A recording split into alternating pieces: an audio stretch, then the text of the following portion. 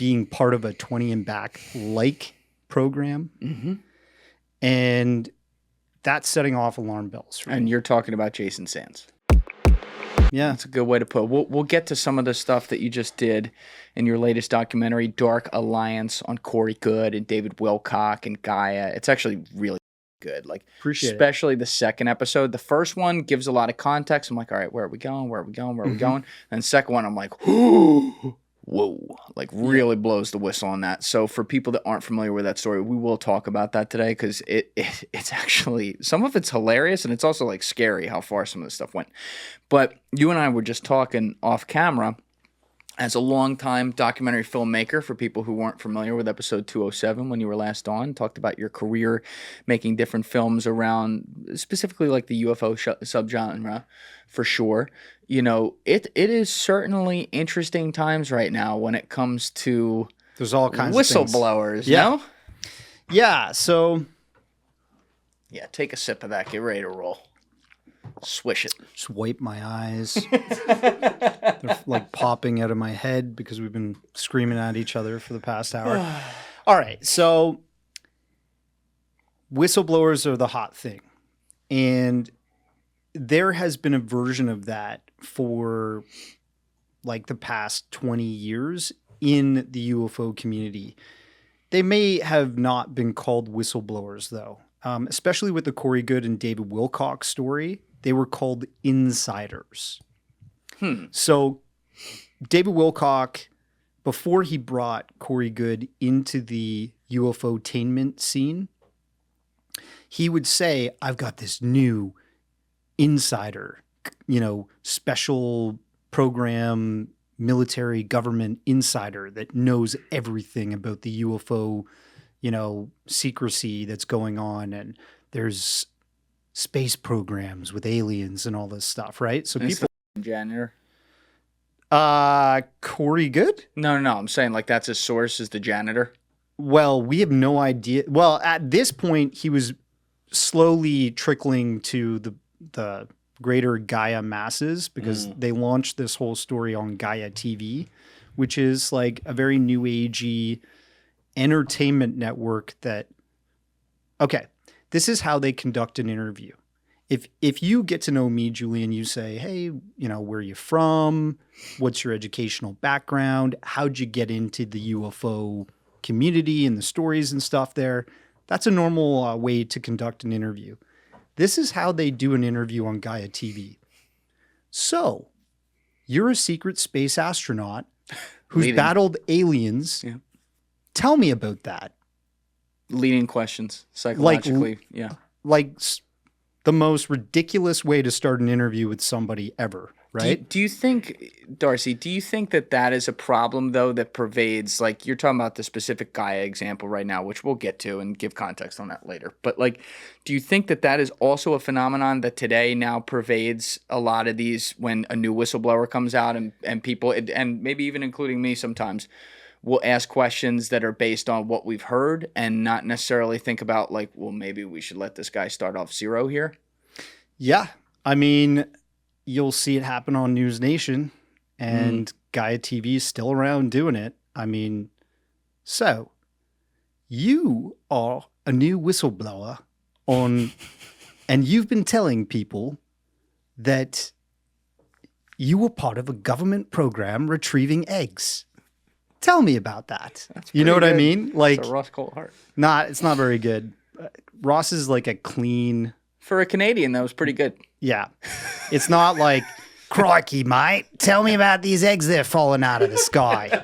It's more just like a very clean and polished Australian accent. I'm Ross Colt Hart, and you're watching Need to Know. I don't know. Anyway, it's kind of Britishy. But yeah, I think like there's a bit of leading that happens there. I think Jake Barber is who he says he is and has been. For people that don't know who Jake Barber is, can you just explain it? Basically, to sum it up real quick, a special operations helicopter pilot that worked at a test range and recently said that he was involved with a crash craft retrieval. Not a crash craft, but a non-human intelligence craft retrieval on a test range where government vehicles are being tested. That's the other thing. He even said there are things that we see flying there every day that if a normal person had seen them, they would be like blown away by the capabilities of these craft. So, you know, but yeah, there is, I worry that we are going off into UFO-tainment land too often. And we're, instead of it being UFO fact and information, it's entertainment that's masquerading as factual information.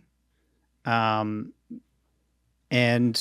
it's been a problem for decades. I mean, with the Corey Goode and David Wilcock thing, they set up the whole UFO community to believe this story about a secret space program, right? Program is a pretty popular name in a documentary title right now. And in that secret space program, people were being taken at a young age. They were being put through these special training systems to become a super soldier and fight aliens in space for 20 years. And back. And then they come back and they have a special technology to regress their bodies back to the age of 16 to live out the rest of their life in their normal, boring human lives here on Earth. And so Corey Goode talked about doing that on the Gaia TV network for 3 seasons. And each season he was like, well, I went on another 20 and back. So he lived 60 years in the future fighting aliens in space, reptilians. And a lot of that stuff connects up with somebody who's been talking publicly recently about whacking aliens, being part of a 20 and back like program. Mm-hmm.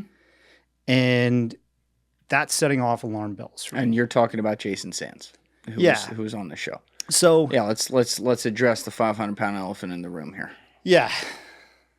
Not that I really want to take on a 500-pound elephant myself, but I'm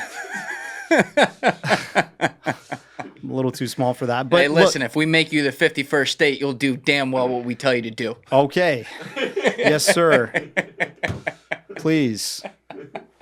So when Jason Sands first hit the scene, I was like up to my neck in editing this docu-series called Dark Alliance. Mm-hmm.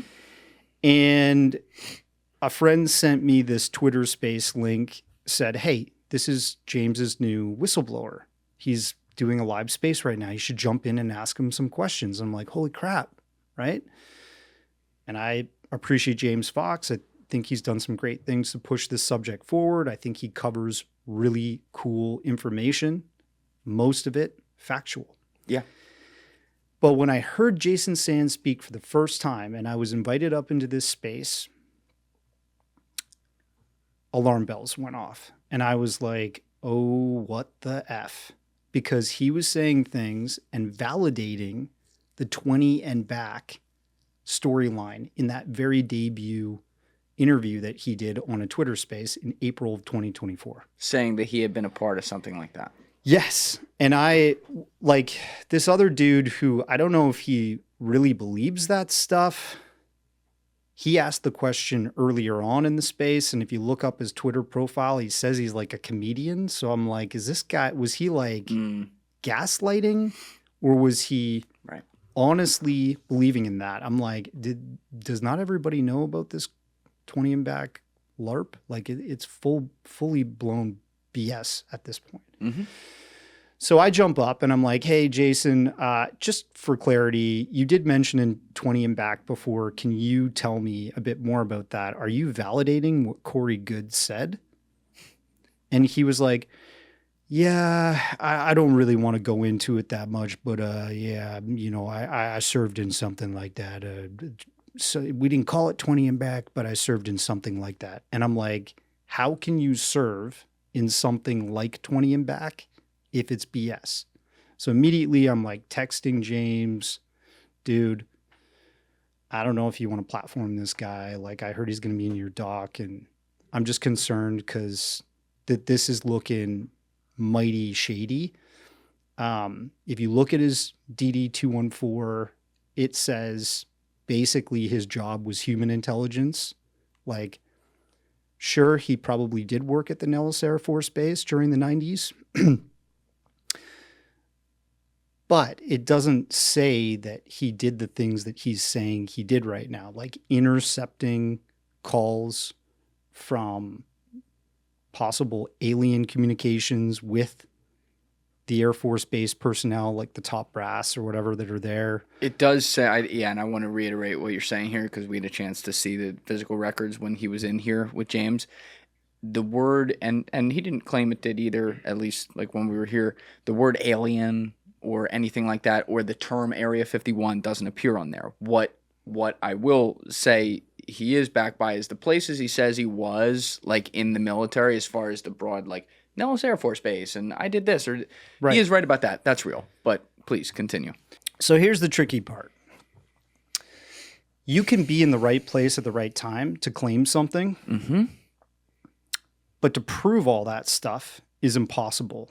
So in his position, you could say he was human intelligence, which means he was basically walking around the base, informing personnel that the data that they're collecting on their computer, their phones, whatever, in terms of signals going in and out, is government property.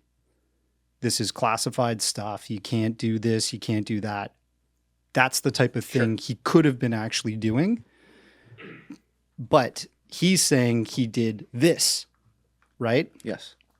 And so that's where it gets really tricky. And people start to think, okay, is this stolen valor? Which is like LARPing on top of what your actual position was and what you actually can prove you did. And I think it's dangerous because all of these types of things we've seen in the Corey Goode, David Wilcock, Dark Alliance story play out. Meaning like the claims and stories he's telling, they all tie back to the thing that you happen to be researching extensively at the very time that this is coming out. Yes. So that's why the alarm bells were going off. It was syncing up. So many things that he was claiming were just like what Corey Goode did. So we can track. Corey Goode launched his character as this secret space program super soldier, basically. He launched it off of all of these tropes and themes that were already existent and powerful within the UFO community. So, for example, he talks about being taken at a young age, 16-ish, maybe younger, and inducted into this like secretive training program to become a secret space astronaut and to battle aliens in space and be a protector of the planet, right?